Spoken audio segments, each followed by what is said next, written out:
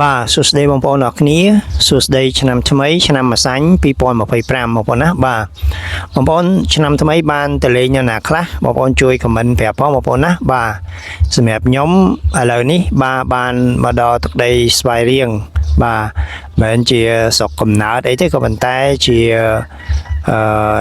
ទីកន្លែងស្រុកកំណើតរបស់បងប្អូនបាទហើយក៏មកលេងបងប្អូនបាទហើយពី3ថ្ងៃនេះបងប្អូនខានចេញវីដេអូមួយរយៈដោយសារតែខ្ញុំគិតថាដូចជាបងប្អូនដែរគឺជាប់មកលេងចូលឆ្នាំហើយបងប្អូនបាទដូច្នេះហើយនៅក្នុង channel គឺស្ងាត់បាទអត់បានចេញវីដេអូហើយមានបងប្អូនយើងមកចំនួនគាត់បាន comment ចូលទៅក៏អត់ទាន់បានឆ្លើយតបដែរបងប្អូនណាបាទសូមទោសផងតែវិញខ្ញុំនឹងធ្វើការឆ្លើយតបជូនបងប្អូនអរគ្នាបងប្អូនណាបាទបងប្អូនសម្រាប់វីដេអូរបស់ខ្ញុំនៅថ្ងៃនេះខ្ញុំមាន tip ទូចមួយបាទ tip ខ្លីមួយចែករំលែកជូនបងប្អូនទាំងអស់គ្នាពាក់ព័ន្ធជាមួយនឹងម៉ោង post វីដេអូបងប្អូនណាបាទបងប្អូនកាលពីថ្ងៃសៅរ៍បាទថ្ងៃសៅរ៍ទីម៉ាននេះបងប្អូនដូចជាទី12ហ៎បាទខ្ញុំបាន post វីដេអូមួយបងប្អូនគឺជាទូទៅនៅពេលដែលខ្ញុំ post វីដេអូខ្ញុំតែងតែមើលទៅលើម៉ោងហើយដូចជាអ្វីដែលខ្ញុំបានចែករំលែកជូនបងប្អូនណាបាទពាក់ព័ន្ធជាមួយនឹងម៉ោង post វីដេអូថាតើយើងគួរតែ post នៅម៉ោងណាដែលល្អ post នៅម៉ោងណាដែល viewer បាទដែល user គាត់ active ច្រើនបងប្អូនខ្ញុំបានចែករំលែកជូនបងប្អូនហើយគឺលក្ខណៈសម្រាយលម្អិតតែម្ដងបាទគឺពាក់ព័ន្ធជាមួយនឹងបច្ចេកទេសបាទនៅក្នុងការ check មើលថាតើយើងគួរតែ post វីដេអូនៅម៉ោងណាដែលល្អដែលតាក់ទាញដែលមាន user គាត់ active ច្រើនបងប្អូនបាទតែឡែកសម្រាប់ខ្ញុំជាបទពិសោធន៍មួយដែលខ្ញុំចង់ចែករំលែកជូនបងប្អូនទាំងអស់គ្នានៅថ្ងៃនេះគឺកាលពីថ្ងៃសៅរ៍ខ្ញុំបាន post វីដេអូមួយហើយរាល់ពេលដែលខ្ញុំ post បងប្អូនគឺខ្ញុំតែងតែឆែកជារៀងរាល់ថ្ងៃថាតើម៉ោងណាដែល post ទៅគឺមានអ្នក active ច្រើននៅក្នុងបណ្ដាញសង្គម YouTube នៅក្នុង channel របស់យើងហ្នឹងបាទម៉ោងណាដែលមាន viewer ដែលគាត់មើលច្រើនហើយតែគាត់ active ច្រើនគឺខ្ញុំតែងតែ post ខ្ញុំតែងតែឆែកជារៀងរាល់ថ្ងៃមុននឹងខ្ញុំ post បងប្អូនណាបាទដោយឡែកសម្រាប់ថ្ងៃសៅរ៍កាលពីថ្ងៃសៅរ៍អាទិត្យមុនហ្នឹងខ្ញុំបាន post វីដេអូមួយហើយគឺខ្ញុំ follow ទៅតាមអ្វីដែលខ្ញុំបានធ្វើជាប្រចាំណាបាទបានធ្វើជាប្រចាំអ្វីដែលខ្ញុំសង្កេតឃើញបងប្អូននៅពេលដែលខ្ញុំ post នៅថ្ងៃសៅរ៍ហ្នឹងបាទគឺខ្ញុំ post ដូចសពមួយដងជារៀងរាល់ថ្ងៃគឺនៅម៉ោងប្រភេទគេហៅថាម៉ោងដែល user active ណាបាទសម្រាប់វីដេអូផ្សេងៗថ្ងៃផ្សេងនៅពេលដែលខ្ញុំ post ទៅគឺមានអ្នក active ក៏ដូចជាអ្នក view អាចនិយាយបានថាយើងច្រើនដែរបងប្អូនច្រើនក៏ប៉ុន្តែសម្រាប់ថ្ងៃសៅរ៍អាទិត្យមុនហ្នឹងបាទគឺថ្ងៃទី12ជាថ្ងៃមុនចូលឆ្នាំហើយក៏ជាថ្ងៃដែលបងប្អូនយើងគាត់សម្រាកនៅក្នុងឱកាសបុណ្យចូលឆ្នាំណាបាទអញ្ចឹងនៅពេលដែលខ្ញុំ post ទៅទោះជា post ត្រូវទៅតាមម៉ោងដែលយើងឆែកយ៉ាងណាក៏ដោយបាទទោះជា post ទៅតាមទម្លាប់ដែលយើងធ្លាប់ឆែកតែងតែឆែកមុននឹងយើង post យើងឆែកមើលយ៉ាងណាក៏ដោយក៏ប៉ុន្តែអ្វីដែលខ្ញុំសង្កេតឃើញគឺ post ហ្នឹងអត់សូវមានអ្នកមើលទេបងប្អូនណាបាទអត់សូវ reach អត់សូវមានអ្នកមើលទេមូលហេតុគឺដោយសារតែថ្ងៃនោះគឺជាឱកាសនៃថ្ងៃឈប់សម្រាកមុនចូលឆ្នាំបាទគេហៅថាបុណ្យជាតិណាបាទអញ្ចឹងរាល់បងប្អូនយើងទាំងអស់ជាទូទៅគឺគាត់តែងតែសម្រាកហើយភាគច្រើនបើពេលល្ងាចទៀតបងប្អូនដឹងស្រាប់ហើយគឺឲ្យតែចិត្តថ្ងៃបុណ្យទានអញ្ចឹងគឺគាត់អត់មើលទេ YouTube បាទគាត់អាចនិយាយបានថា party ហើយបងប្អូនណាបាទ party ហើយអញ្ចឹងនៅម៉ោងហ្នឹងទោះជាយើង post យ៉ាងណាក៏ដោយក៏អត់សូវមានអ្នក active អត់សូវមានអ្នក view ដែរបងប្អូនណាបាទនេះគឺជា tip មួយដែលខ្ញុំចង់ចែករំលែកជូនបងប្អូនទាំងអស់គ្នាពាក់ព័ន្ធជាមួយនឹងម៉ោងដែលយើងត្រូវជ្រើសរើសដើម្បីធ្វើការ post ថាតើម៉ោងណាដែលល្អម៉ោងណាដែលមាន viewer គាត់ active ច្រើនជាទូទៅពិតប្រាកដគឺយើង follow ទៅតាម system របស់ YouTube យើង follow ទៅតាមបច្ចេកទេសនៅក្នុង analytics ដែល YouTube គាត់បានទម្លាក់ឲ្យយើងដែលគាត់បាន report ឲ្យយើង ก็ប៉ុន្តែអ្វីដែលសំខាន់ក៏យើងត្រូវ base ទៅលើស្ថានភាពជាក់ស្ដែងនៃប្រទេសយើងដែរបងប្អូនណាបាទនៃ target viewer យើងដែរជាក់ស្ដែងដូចជា channel របស់ខ្ញុំដែលខ្ញុំកំពុងតែចែករំលែកជូនបងប្អូននេះគឺជា channel ដែល target ទៅ viewer នៅក្នុងស្រុកខ្មែរអញ្ចឹងបងប្អូនដឹងស្រាប់ហើយស្រុកខ្មែរគឺ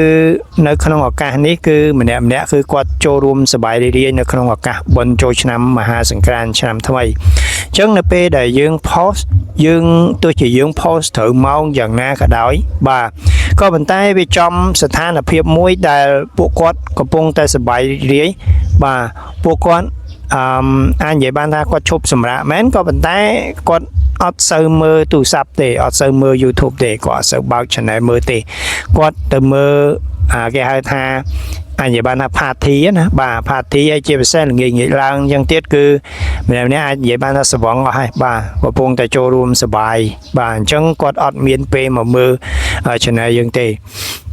អញ្ចឹងសម្រាប់បទពិសោធន៍នេះអ្វីដែលខ្ញុំចង់ចែករំលែកជូនបងប្អូនបាទបងប្អូននៅពេលដែលបងប្អូន post វីដេអូប្រកាសណាយើង follow ទៅតាមបច្ចេកទេសយើង follow ទៅតាមអ្វីដែល YouTube គាត់ report ឲ្យយើងនៅម៉ោងណាដែលមាន user គាត់ active ច្រើនបាទក៏ប៉ុន្តែទន្ទឹមនឹងការ follow ទៅតាមពេលវេលាបាទស្ថានភាពនៃtarget viewer របស់យើងបាទក៏យើងត្រូវសិក្សាមើលដែរបងប្អូនបាទបើសិនជាក្នុងអំឡុងពេលដែលពួកគាត់កំពុងតែចូលរួមសប្បាយរីករាយបាទយកល្អគឺយើងកុំផុសអីបងប្អូនណាបាទបើទោះជាផុសក៏ពួកគាត់អត់សូវ active ដែរអញ្ចឹងនៅពេលដែលយើងផុសទៅយើងអត់ទទួលបាន view វាជារឿងធម្មតាបងប្អូនបាទជារឿងធម្មតាហើយអ្វីដែលខ្ញុំចង់បង្ហាញជូនបងប្អូនបាទចំណុចសំខាន់ដែលខ្ញុំចង់បង្ហាញជូនបងប្អូនទាំងអស់គ្នាបាទនៅពេលដែលបងប្អូនផុសហើយបងប្អូនបាទជួបនឹងស្ថានភាពបែបនេះបងប្អូនកុំបាក់ទឹកចិត្តបាទយើងគិតឲ្យបែបវិជ្ជមានណាបាទយើងត្រូវគិតថា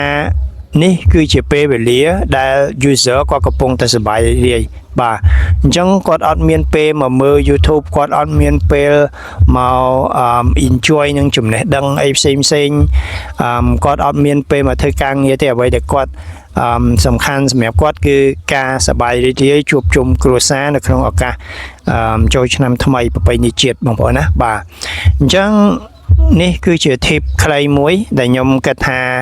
ល្អដែរដែលខ្ញុំជួបប្រទះហើយដែលខ្ញុំចង់ចែករំលែកជូនបងប្អូនទាំងអស់គ្នាបាទជាសង្ខេបមកវិញបងប្អូននៅពេលដែលបងប្អូន post វីដេអូបាទមិនថាបងប្អូន follow ទៅតាម guideline follow ទៅតាមបច្ចេកទេស follow ទៅតាម report របស់ YouTube ដែលគាត់ report មកឲ្យយើងម៉ោងណាដែល user គាត់ active ច្រើនម៉ោងណាដែល viewer គាត់បើកមើល YouTube ច្រើនក៏ដោយបាទក៏ប៉ុន្តែវាអាស្រ័យទៅលើស្ថានភាពជាក់ស្ដែងនៃ target viewers របស់យើងបាទដូច channel របស់ខ្ញុំបាទគឺ target viewer នៅក្នុងស្រុកខ្មែរអញ្ចឹងស្រុកខ្មែរកំឡុងពេលនេះកំពុងតែសប្បាយរីករាយនៅក្នុងឱកាសចូលឆ្នាំថ្មីបាទអញ្ចឹងម៉ោងដែលយើងឃើញនៅក្នុង YouTube ដែលជាម៉ោងដែលពួកគាត់ active បាទដែលបង្ហាញថាពួកគាត់កំពុងតែ active ក៏មិនប្រកាសថាពួកគាត់ទំនេរមកមើលវីដេអូយើងដែរបងប្អូនណាបាទពេលហ្នឹងគឺពួកគាត់ជាប់រវល់អស់ហើយបងប្អូនបាទហើយបើសិនជាដូចពេលល្ងាចទៀតបាទគឺរវល់ party បាទហើយ party ហ្នឹងអាចទៅដល់ពាក់កណ្ដាលយប់អាចទៅដល់ដាច់ភ្លឺក៏មានដែរបាទអញ្ចឹងបើទោះជាយើង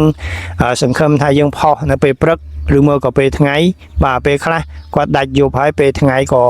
អ្នកខ្លះក៏គេអត់ទាន់ក្រោកដែរបាទចាស់ស្ដែងដូចនៅភូមិដែលខ្ញុំមកនេះបាទម្នាក់ស្មាននេះបាទម៉ោង10ហើយបងប្អូនម៉ោង10ព្រឹកណាបាទអត់ទាន់ភ្ញាក់ទេពីព្រោះសារយប់មិញគាត់ដាច់យប់បាទអញ្ចឹងនេះគឺជាបទពិសោធន៍មួយដែលខ្ញុំចង់ចែករំលែកជូនបងប្អូនទាំងអស់គ្នាបាទជារួមមកវិញបាទទោះជាបងប្អូន follow ទៅតាម report ពី YouTube យ៉ាងណាក៏ដោយក៏បងប្អូនត្រូវមើលទៅលើស្ថានភាពជាក់ស្ដែងនៃសង្គមនៃ target viewer របស់យើងបងប្អូនណាបាទថាតើនៅក្នុងស្ថានភាពនេះគាត់កំពុងតែចូលរួមអីខ្លះហើយគិតមើលថាតើគាត់មានពេលមកមើលវីដេអូយើងអត់បងប្អូនបាទបងប្អូនសម្រាប់វីដេអូរបស់ខ្ញុំនៅថ្ងៃនេះគឺមានតែប៉ុណ្្នេះទេ tip ខ្លីជូនបងប្អូនទាំងអស់គ្នាហើយ ក៏សូមចូលរួមសប្បាយរីករាយបាទជូនពរបងប្អូនទាំងអស់គ្នានៅក្នុងឱកាសឆ្នាំថ្មីនេះបាទសូមឲ្យមានសុខភាពល្អជោគជ័យគ្រប់ភារកិច្ចបាទជាពិសេសបងប្អូនដែលកំពុងតែសាងប្រាក់ចំណូលពី YouTube សូមឲ្យទទួលបានជោគជ័យបាទមានលុយហូរចូលច្រើនបងប្អូនណាបាទបងប្អូនជាចុងក្រោយក៏សូមអរគុណបងប្អូនអរគ្នាដែលបានចំណាយពេលវេលាតាមដានទស្សនាវីដេអូខ្ញុំតាំងពីដើមរហូតដល់ចប់បាទហើយបងប្អូនកុំភ្លេចណាជួយចុច like subscribe ហើយនោះរូបកណ្ដឹងដើម្បីទទួលបាននូវចំណេះដឹងថ្មីៗពាក់ព័ន្ធជាមួយនឹងការសាងប្រាក់ចំណូលពី YouTube បាទគន្លឹះក៏ដូចជាបច្ចេកទេសល្អៗនៅក្នុងការប្រើប្រាស់ AI ក៏ដូចជាចំណេះដឹងនៅក្នុងការផលិតមាតិកាជាពិសេសមាតិកាសម្រាប់បណ្ដាញសង្គម YouTube ដើម្បីរកលុយតាម YouTube